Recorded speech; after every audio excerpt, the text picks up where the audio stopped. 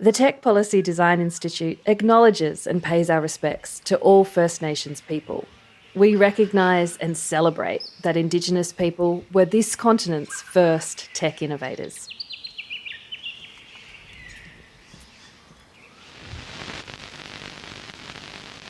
The eyes of the world are on Australia this morning after Parliament passed sweeping world-first laws overnight banning children and teenagers from social media.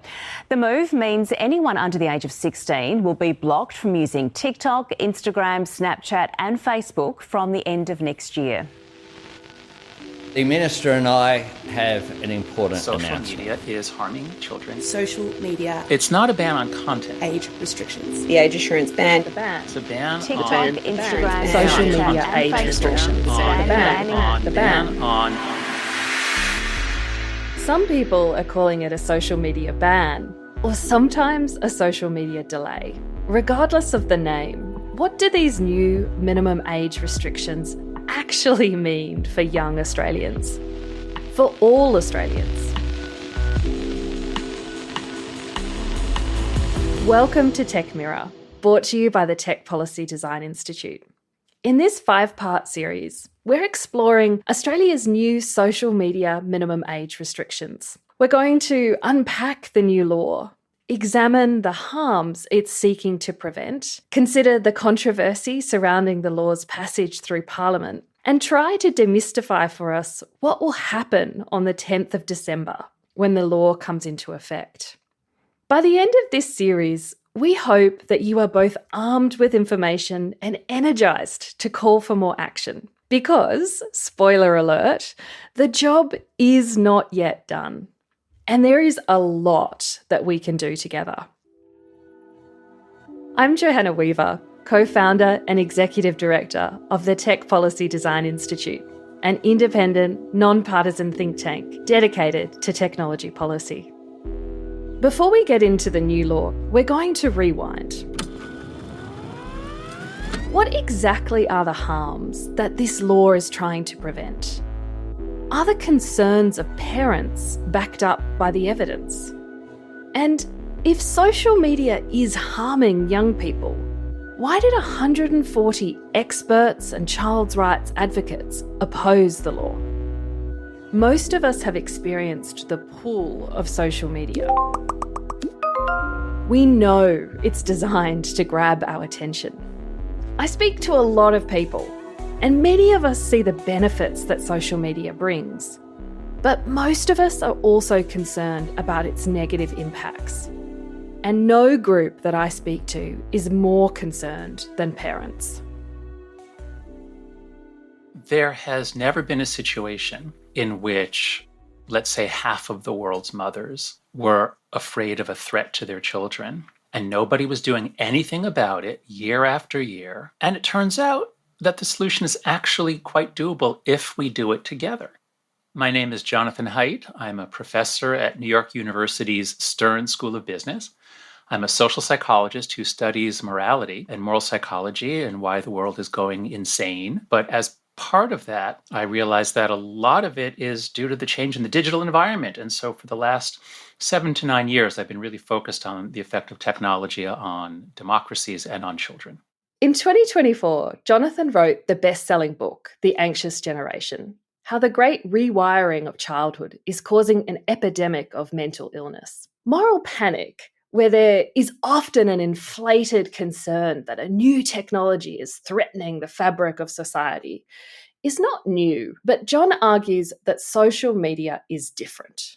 We always do have to take account of the moral panic charge because older people always freak out about whatever new technology the young people are doing. And so that is something the critics say, that this is just another moral panic. But there are a couple of gigantic differences. The first is that a traditional moral panic, nothing actually happened. Maybe there was one killing. Maybe some boy played video games or read comic books and got violent. Maybe it happened once and it's reported in the news and it's exaggerated and people freak out, but nothing actually happened. In this case, the rates of anxiety, depression, self-harm, and suicide rose very dramatically in all of the English-speaking countries at the same time and in the same way with bigger effects on girls. Nobody else can explain this. This is a catastrophe This is the biggest drop in children's mental health that's ever been recorded. So something big happened, and that wasn't the case when comic books or video games came out. Another is that in a traditional moral panic, the adults freak out, but the kids say, no, we like our comic books, we like our video games. But in this case, the kids themselves say, we wish it wasn't invented. We're trapped. We don't like it. We know it's hurting us. And so if the kids are saying themselves, this is hurting us, and if the parents and the teachers are saying, we see this is hurting kids, and if the companies themselves, we have so many internal reports and internal memos and studies they've done, TikTok, Meta, and Snap, they themselves say that they're hurting kids and they're trying to addict them. I think the evidence is overwhelming that social media is harming children at an industrial scale around the world. So I think we need to understand that the devices are portals triggering dopamine. They're probably also triggering oxytocin and other neurotransmitters that we're still learning about, and they're extremely powerful. This is Danielle Einstein, an Australian clinical psychologist and adjunct fellow at Macquarie University. She started her career as head of the anxiety clinic at Westmead Hospital and has worked in private practice treating young people, teens and adults with anxiety, depression and OCD. If, for example, a teenager is using their device in the bedroom and in their bed, it becomes habitual and very hard for a teenager to resist. And what's happened with social media in particular is that it's got that addictive quality. You've been a vocal advocate of introducing a minimum age for social media use. What are the harms that led you to call for such a piece of legislation to be introduced or for that restriction to be placed on young people's use of social media? Well, Johanna, there are just so many harms. It's hard to know where to start, but let's start with the normalising of self-harm. Move on to being preoccupied with yourself and with what other people think of you, which is affecting self-esteem. We can think about how it's affecting face-to-face communities, such as school communities. We've had a 313% increase in cyberbullying, and teachers saying that their time is being spent during the school day dealing with problems that are happening online. So what we've seen is at a time in life when children are still establishing their social groups, are unsure about where they fit in and where it's very easy to be mean to one another. And I guess the other part for me is that almost every aspect of anxiety is undermined by social media, and also a lot of depression and treatment of depression. So when I look at the research and the evidence, I look at it with a really clear lens of what is healthy and what is not healthy for adolescent development. The Australian government agrees. Here's an ad from the National Education Campaign released in the lead up to the law coming into force. For the good of Kirsty, she's 12. For the good of Noah, he's 10. For the good of Priya and Anya, 11 and 14. For the good of their well-being. From December 10, people under the age of 16 will no longer have access to social media accounts. It's part of a new law to help keep under 16s safer online. For more details and to help you prepare, go to eSafety.gov.au, authorised by the Australian Government, Canberra. So, if this is about kids' well-being, why did over 140 academics, international experts, civil society organisations, child rights advocates sign an open letter to oppose the law when it was proposed last year? It's very clear to me and to many others who opposed the ban originally that social media is not safe enough as it currently stands. But it's a real question of how do you hold technology companies to account for the safety of children and young people online? This is Amanda Third, child rights advocate and co-director of the Young and Resilient Research Centre at Western Sydney University. She was one of the coordinators of the open expert letter against the law. Now, arguments against the ban broadly fall into three buckets. The first is that the law is a blunt instrument. What a lot of people who opposed the ban really wanted to see was to have young people in those spaces, to continue to inhabit those spaces, but for the government to develop regulation that would compel technology platforms to really design for children's needs, rights and aspirations. We will talk more about how we can compel social media companies to design safer platforms in later episodes. This is important because the second concern that critics have is that a blanket prohibition like this one doesn't take into account the benefits that young people get from being online. The attempt to ban is very seductive, but what we forget is all of the research shows for the last 2 decades that one of the best things you can do to protect children online is to strengthen their positive behaviours, their positive practices, right? Their protective mechanisms.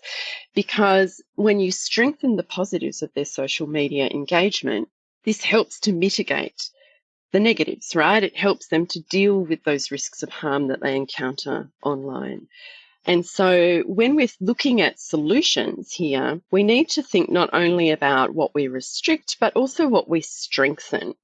On this point, despite disagreeing about the merit of the law, our experts do find some common ground. Here is Danielle Einstein drawing an important distinction between being online and being on social media.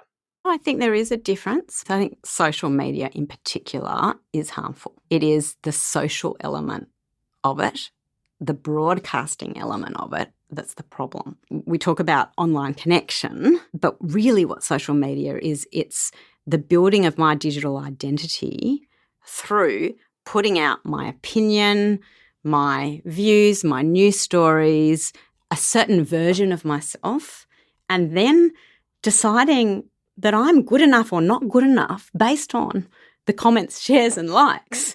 So it makes a person who's using it a lot very focused on themselves and the size of their audience.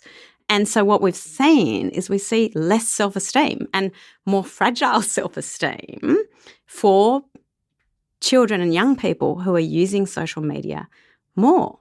One study actually showed 58% of the group said that their self-esteem is affected by the likes, comments, shares. And when you look at how much of their self-esteem is affected by the likes, comments and shares, it's half of the way they feel about themselves. That's a big chunk of the way I feel about myself that is now based on other people's reactions to me. Do you think there is any benefit for young people being online? Being online, yes, but that is not social media. Being on a website is fine, right? And texting someone who knows you, who's going to feed back to you on something that might have happened and who can give you a bit of context and a bit of help to help you think about how you might like to do things differently the next time, that's fine. Online connection in that way, in a specific way with people who know you, one-to-one or one to just a couple, where the value is intimacy, not size of my audience or size of the reaction. My name's Julie Inman Grant. I'm the Australian eSafety Commissioner, and I'm coming up on 9 years in the role. And our overall mission is to help Australians have safer, more positive experiences online. The eSafety Commissioner is Australia's independent regulator for online safety. They educate Australians on online safety risks, help to remove harmful content such as cyberbullying of children, adult cyber abuse, and intimate images or videos shared without consent. Julie is one of the regulators who will have to enforce this law, and we'll hear lots from her in future episodes. But for now, where does the Office of the eSafety Commissioner fall on this question of, is social media causing harm to young people? We've been tracking the interaction between youth mental health and social media for a number of years. And the simple fact of the matter is it depends on the child and their circumstances. Social media has many beneficial impacts. So the research we've done with vulnerable communities, so First Nations kids, kids with a disability, and those who identify as LGBTQI+, they tell us they feel more themselves online than they do in the real world. It's a way for them to find their tribe. It's like their digital lifeline, and they're actually willing to put up with more online hate and abuse because it is freeing to them. So that was something we wanted to make sure that we didn't undermine. And this is why we also put forward a statement on children's digital rights and have included young people throughout the consultation process, including testifying and providing a written submission into the inquiry in the lead up to the deliberation of the legislation. Technology, whether it's AI or social media or any other tool, can be used as a tool or a weapon. It has benefits that we want to harness. It also has harms that we want to remediate. And if we're to be honest, this is why we were set up, to harness the benefits and remediate the harms. If we accept that there are some benefits of social media, but also many harms, what are the arguments in favour of remediating those harms by restricting young people's access to social media? Let's hear what John has to say.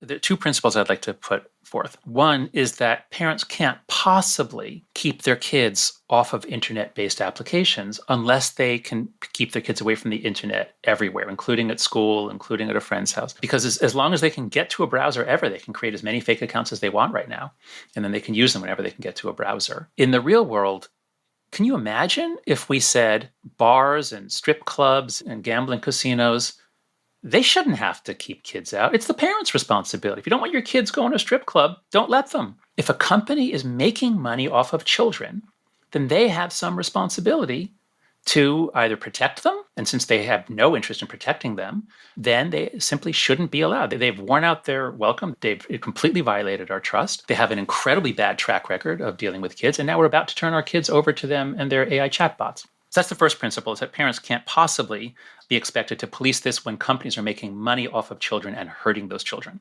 Second principle is called the precautionary principle. So do we know that chatbots are going to hurt kids? Well, actually, we kind of do. We know that thousands, tens of thousands of kids will be severely damaged by this as they develop delusional relationships with chatbots. So even if you required the preponderance of the evidence, even if you said, well, is it probably going to be bad or probably beginning to, I think it's probably going to be bad. But with children, we don't think that way. There's what's called the precautionary principle, which is unless something is proven safe, where you don't put it in children. And so think about the way we do drug testing. Of course, companies have to have a way of testing new drugs, but we're really careful about it. There's all kinds of protections for the early people who take it, and we never test them on children first. I mean, eventually you might have to, but you would never you're rolling out a whole new class of products and you're going to test them on 10-year-olds? Without their parents' knowledge or permission? It's completely insane where we are. This brings us to the third major critique of the law.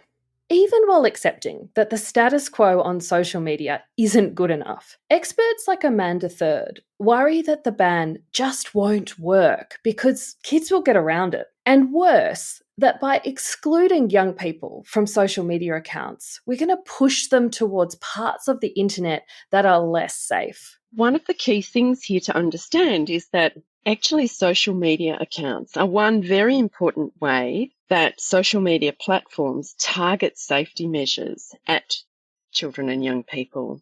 So by not enabling young people to have social media accounts, we are weakening our capacity to target those safety measures at them. And I think the other concern was that, as with all things related to restricting teenagers' lives, restrictions are an invitation to circumvent them, right? And young people are incredibly creative about the ways that they do that, wanting to get online and use social media. I think we're going to face a kind of problem of circumvention. And the concern amongst those who signed the letter was that we would be driving young people away from social media platforms where we can see them into less well-regulated spaces that are not designed for children and therefore maybe actually accentuating some of the risks to which we expose them. For anyone thinking that it's just the kids that will be finding workarounds to this, survey data from February and March this year, released by the Office of the eSafety Commissioner,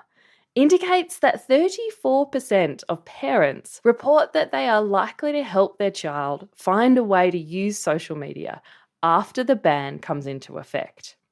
Of course, with any major change, of course there will be unanticipated consequences, and I'm sure some of them will be negative. But what we're facing is the biggest destruction of human capital and human potential, outside of war, in modern history. What we're facing is a catastrophe in which childhood has been taken over by a few companies. So it's hard to imagine anything worse than what's happening to children now. The sheer number of kids who are sextorted. Snapchat, we know from internal records, they were getting 10,000 reports of sextortion just from Gen Z, just in the United States. 10,000 reports, not a year, a month, every month in 2022. And there's no sign that that's gone down. We don't know. So my point is the death toll, the suicides, millions of kids being sextorted who are, shamed and crushed. So the level of harm now is beyond description. If kids can no longer spend 6 hours a day on TikTok, will they use the Tor browser to find snuff videos somewhere else? Some will. But the thing that I think the critics don't seem to get is that the kids themselves say that this is hurting them. And most of them want to use it less, but they have to be on it because everyone else is on it. It is true that there has been strong public support in Australia for this law. YouGov reported that when the law was first announced in August 2024, 61% of Australians supported it. By November the same year, the support had soared to 77%. But many experts, myself included, questioned whether this strong support will continue when Australians are faced with the practical realities, including that some adults will need to verify their age to access social media. Another survey from February and March this year, released by eSafety, shows far less emphatic support than late last year. Just 41% of parents and carers and 37% of the general public are highly supportive of the law. Now, we're going to explore public support and the vexed question of age assurance in future episodes. But for now, I want to bring in a young person's perspective. John is correct to say that many young people support the ban, but that support is far from universal. My name is Minh, and I'm currently the community manager at Bloom. We are a youth innovation center based in WA, and recently this year we launched one of the first AI incubator in Australia. And in addition to that, I'm also the advisory council member for the eSafety Commissioner as well. I asked Minh if they supported the new restrictions on young people's access to social media. Can I just give a very annoying answer? What I try to do is I try to steer away from this kind of binary, good, bad, yes, no. Now, Minh is very clear that they don't speak for all young Australians. But through their work with several youth advisory groups examining tech issues, it's fair to say that Minh has been exposed to many diverse views held by young Australians. Minh is particularly clear-eyed about the harms of social media, but they also paint a vivid picture of the benefits. So social media is honestly, it's a wonderful place, right? And young people learn a lot about everything, about the world, down from how to play guitar, how to financial literacy. And if you scroll down, you read the comments, I think the consensus is very clear. A lot of times, these sort of knowledge or information are not being taught at school, at all. And there's a whole separate conversation about education, right? But that's the beauty of social media. This is a platform for knowledge, for information. And just like any tools, right? It can be used for good. Young people are incredibly informed. And I know that there's a lot of narratives out there about brain rot and this and that. And again, that is real. That is one of the concerns. But at the same time, I do think that this generation very different from the previous generations, because we have all of this access to information that the previous generations just simply do not. And you see so many amazing social and political movements has been in fact led by Gen Z or young people, and it's led by the fact that our communications tools are incredibly democratized. It informs young people and it empowers young people to actually create change. And I think that's just so unique. Drawing from their own first-hand experiences and what they heard in their consultations with other young Australians, Minh also has a nuanced view of the harms of social media. So the way that I would categorize the harms, so the first one would be users generated harm. So think about the cyberbullying, the kind of bad behavior that might be harmful for other people. The second one I would say is this sort of algorithmic rabbit hole where the contents that we consume are being pushed by all of these algorithms that we don't fully understand, and the lack of transparency and how they are shaping our thoughts, our concerns, our opinions, our behavior even. And the final harm, I would say, is this kind of corporate exploitation.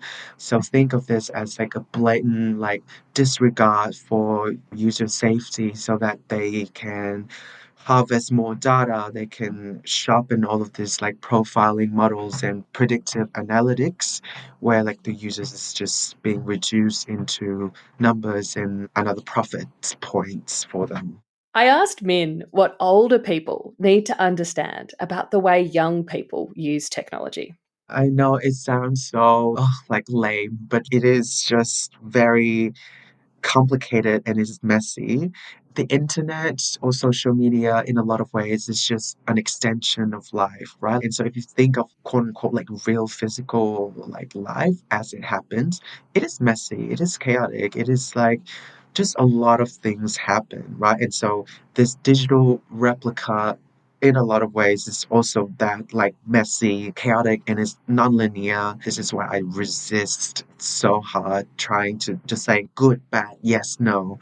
And what I'm trying to do really is just to bring it back to the middle point of saying it is both good and bad simultaneously. What does that mean for the way that we implement policies or governance or safety measures and frameworks in these spaces? Is that it needs to be equally complicated and equally sophisticated.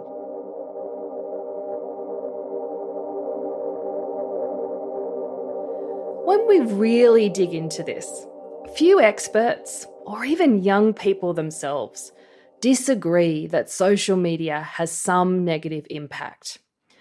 Where the disagreement lies is in what we should do about it. Politicians, educators, parents, and communities all agree that something needs to be done. But not everybody thought that restricting young people's access to social media was the most effective way to go about addressing this harm. Over the coming episodes, we're going to dig into the political, cultural, and media forces that led Australia down this particular path of restricting young people's access to social media. We're going to ask if the policy will actually work.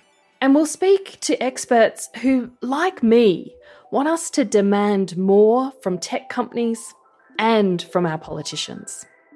Next up, we explore how the social media ban became one of the hot-button issues in the federal election. It's cracking down on big tech, something that is very popular. And with the context of the election, it was a policy that allowed the government and also the opposition at the time to say, we are going to do something, we've actually passed a law, we've done it, but to kick the details down the road. I do understand that Australia is proactive in legislating, and there's something I really like about that. But just making laws, just creating regulators, just developing other forms of regulation, I don't think that's good enough. I don't mean to sound cynical, but I do think there was a political imperative at play here. This has been Tech Mirror, a podcast brought to you by the Tech Policy Design Institute. We're based in Canberra on the lands of the Ngunnawal Ngambri people. You can find information about the research mentioned in the episode in the show notes. A big thank you to our guests, Jonathan Haidt, Danielle Einstein, Amanda Third, Julie Inman Grant, and Minh Hoang. This podcast was made possible thanks to generous contributions from government, industry and philanthropy to the Tech Policy Design Fund, the full details of which are transparently disclosed on our website. For information about the archival audio we've used in this episode, please check the show notes.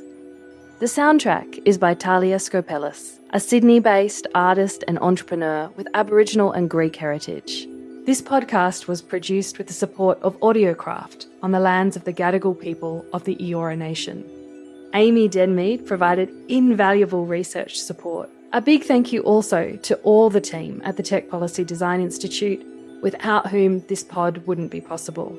For more information about our work, visit us at techpolicy.au or follow us on LinkedIn.